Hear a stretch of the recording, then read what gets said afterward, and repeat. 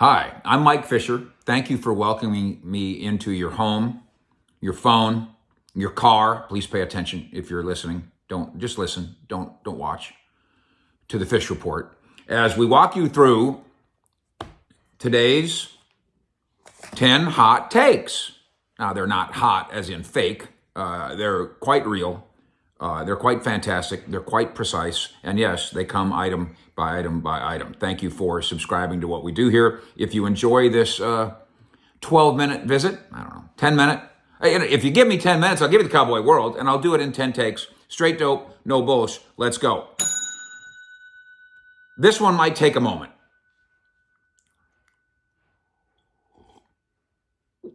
I think the Cowboys, Mike McCarthy, and the whole lot of them, and many other teams that go to Green Bay. This is my new policy. Venerable Lambeau Field, the bricks talk to you.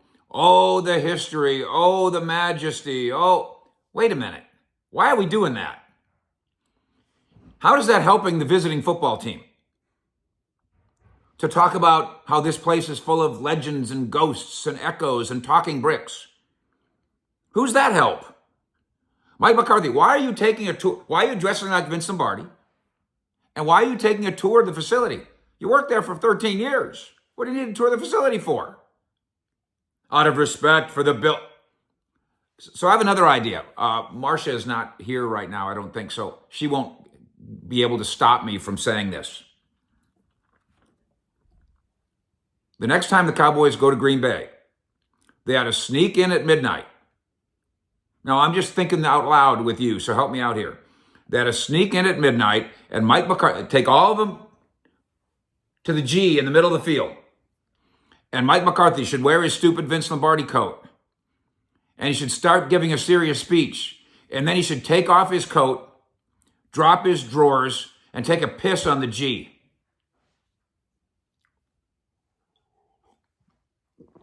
I'm workshopping this. If you snuck in to Lambeau Field, would you get arrested? Well, Big Mike wouldn't.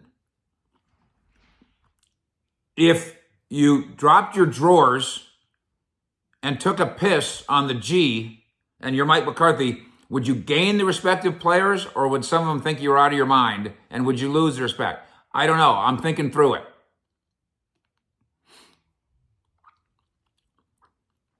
Who on the roster would do it? Who on the coaching staff would do it? Would it be most impactful if Big Mike did it? Jerry, you want to come out and piss on the star? Maybe they should all take a piss on the star. And I'm not talking about a figurative piss. By the way, I should have said this at the top of this number one item in my top 10. And by the way, this will take longer than 10 minutes. I've decided. Earmuffs for the kids. I don't want your 6-year-old son or daughter to hear me say the word piss. Wee-wee. Wee-wee in Wisconsin. And I think I'm serious. They're showing so much respect for this building that they're intimidated by the building, intimidated by the audience, intimidated by the weather, intimidated by the other team's uniforms, all of it. They spent the whole week talking about how awesome the Packer experience is. Screw the Packer experience. Remember when Eli Manning and the Giants came to AT&T Stadium in its infancy? Remember what he did, right? He took a magic marker out and he wrote on it. He didn't show this building any respect. And the Giants were better for it. And nobody was hurt. Piss on it. Quit respecting it in a way that might contribute to you losing. Quit telling your players this is a special place. Tell your players this is a dump. Take your players on a tour and show them. Yeah, that chair has been sitting there since about 1979. They've never moved that ratty old chair. Ugh.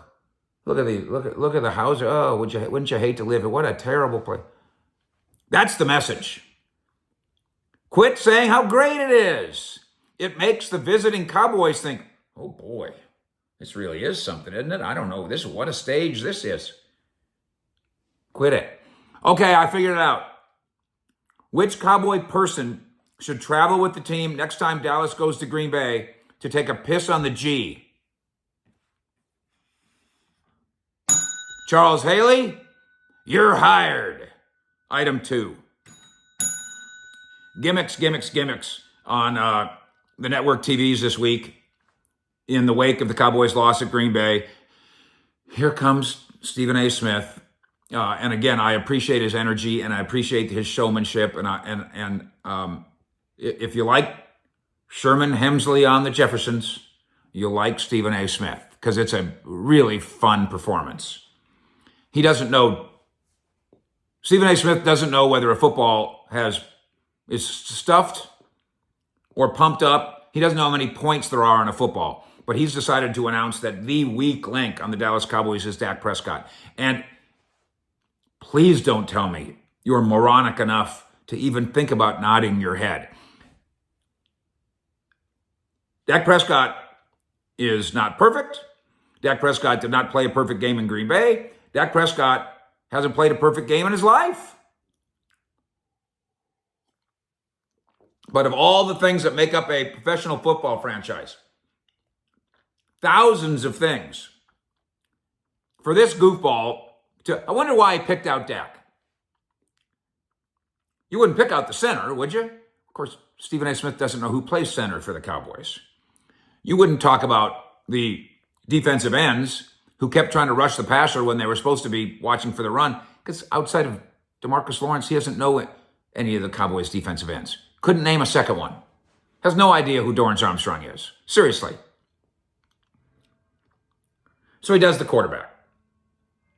Jerry counters, of course, by jerrying, saying, basically, I'm paraphrasing, Dak is our most strengthful strength. He's our strongest strength. No, that's not true. So Jerry's got to overdo it the other way to push the pendulum somehow back in the middle, maybe, after Stephen A. Smith goes ape crap on this ridiculous idea that the problem, the weak spot, is Dak.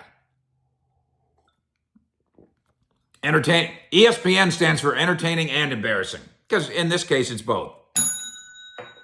Item 3, Odell Beckham Jr.'s high school coach, with whom he is still close, by the way, he's also Arch Manning's high school coach, I believe, says if he was a betting man, and he lives in New Orleans, so he probably is, it's down to 2 teams, and it's a flip of the coin between the Giants and the Cowboys. Does Coach know anything? I'm not sure Odell Beckham Jr. knows anything. If Odell Beckham Jr. knew, why wouldn't he just pull the trigger now? That's a beard scratcher. More on that in a minute. Item 4.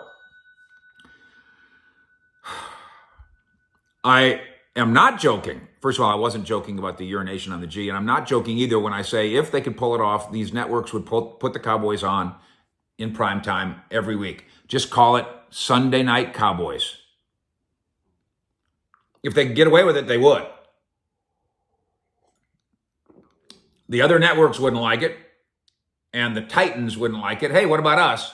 But if you could, you would in this NFL. Proof?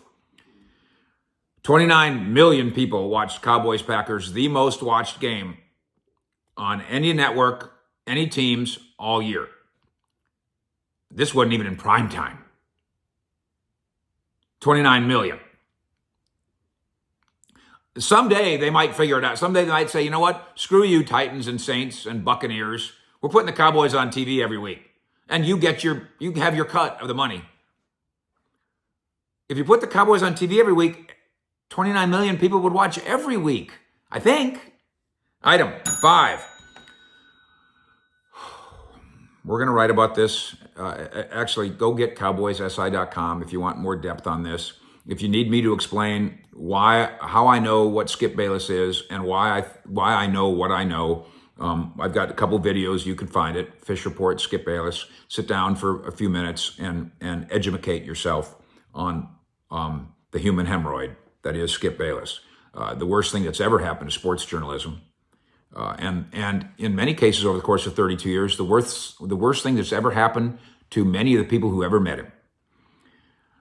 Skip deciding to take Stephen A. Smith's foolishness and one-up him says, not only is all of this Dak's fault, my team, he says, my quarterback, my coach. Skip Bayless is not a Cowboy fan. He's never been a Cowboy fan. Don't be fooled by the ruse. He says, Dak's the problem. They got to play Cooper Rush.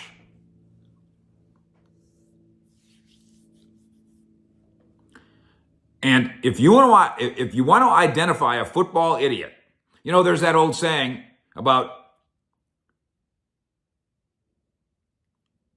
how a person will reveal themselves. You just listen to them and believe what they do and believe what they say. Believe what Skip Bayless does and says when he calls for Cooper Rush to be the starting quarterback of the Dallas Cowboys, because it reveals him to be a moron. Speaking of quarterbacks, item 6. Hey, Ben DiNucci. Hey, he's got a job. He's back in football. He's a quarterback in the XFL. That's fun. Item 7. The first shoe to drop on Micah Parsons calling out his teammates for being undisciplined, kind of selfish, defensive teammates, is him saying it and then Mike McCarthy's, yeah, we got a lot of red ass and that lot. That's the first shoe to drop. Second cleat to drop. Fellas, what do you do about it? How's your level of intensity at practice Wednesday? How's your study habits today, right now, this morning, tonight, tomorrow, the next day, and the next day? You running? You lifting? You eating? You studying? You get it? There's no guarantees, obviously, when it comes to the Cowboys at Minnesota this week, although the Cowboys somehow opened the week at 2-point favorites. What? I don't know. But you'll be able to tell right away whether or not the Cowboys screwed their heads on in regard to Parsons' comments. Just watch the defensive ends. So it's the first thing you should watch. Cowboys at Vikings. Watch the defensive ends. And watch if they're doing what it seems like they probably should be doing. Even a layman might be able to sniff that out, like me. I know you're an expert, but I'm talking about me. Item 8. Why hasn't Odell Beckham Jr. signed yet? Everybody asks. You ever sold a house? Why? You got a house up for sale? Oh, good. Congratulations. You got a house up for sale. Hope it works out for you. Why hasn't it sold yet? You're going to buy one. You're going to sell this one, you're going to buy one. Why haven't you bought it yet? It happens when it happens. And keep in mind here, Beckham is in the driver's seat in a highly unusual way. We were having a conversation with somebody on the coaching staff the other day, and he goes, this is what free agency is now. Now, it might not be free agency again like this very often, but this is what this free agency is. There's no set in stone deadline. Beckham has talked about getting this done in November, but he doesn't have to. There's no rules. So why hasn't he signed? Cowboys, why haven't you signed him? Because he hasn't signed. That's why he hasn't signed. It's not, why haven't you bought that new house yet? Well, because you haven't bought it yet. That's why. And maybe you haven't found the right house. Maybe you need to sell yours. Maybe you want to wait and check out the lay of the land. That is to say, what's the Cowboys' record going to be after this week? Rams, Cooper Kupp now going under the knife, ankle surgery, and he's on IR, so he's out for a month. And Matthew Stafford, not feeling it. Go to Rams SI and you'll see all the coverage of this. It's really unfortunate. Is some of this a Super Bowl hangover? I mean, yeah, but that's not why Stafford's got a bum shoulder or why Cooper Kupp is getting ankle surgery. Center scoop, we brought you this earlier. Alec Lindstrom, the backup center, being moved to IR. Injury issue there. So Cowboys need to scramble a little bit. So we've got the scoop. They had 3 centers doing tryouts today here inside the Star. Want to know more about it? Go to cowboyssi.com or watch the video. Scoop.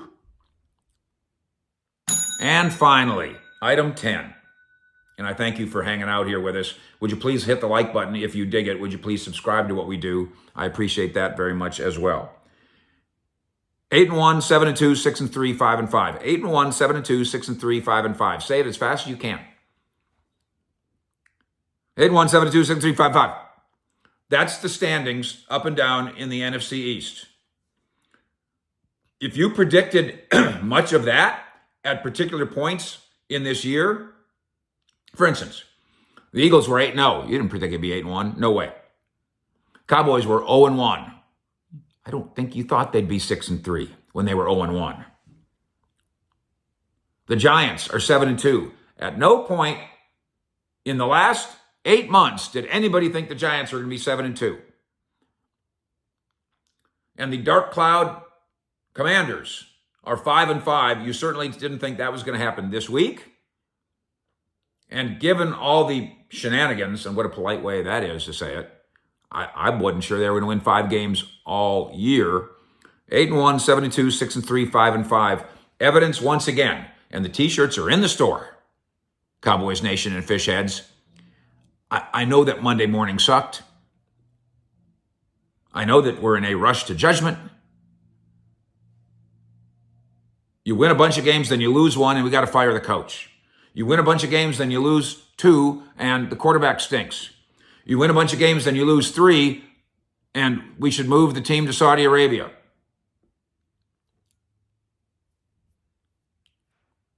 Four words of advice, my fellow football brothers and sisters. Let the cake bake. 2 more words of advice as well. Fish out.